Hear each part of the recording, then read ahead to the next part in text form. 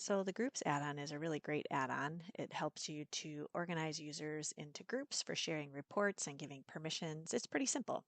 So from the Get More Add-ons menu, you just click on Groups and click Install.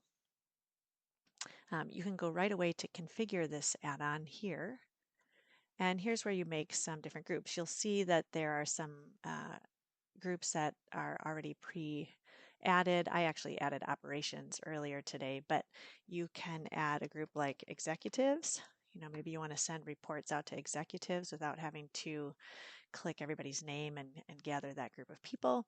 So here they are, the executive team, and you can add group members by clicking on that user icon right there. So we'll say Amanda's an executive, Brittany is, Christopher, and maybe Jordan. So now I've added all of those people to that executive group. Your operations group, maybe you have manager leaders in the operations group. If you have a department called operations, you wouldn't need to also have a group called operations, but you could maybe have the management team, like operations management or something like that. So that's where you can add the users. If you use the left nav, you can also manage your groups here. You can add a new group and add users.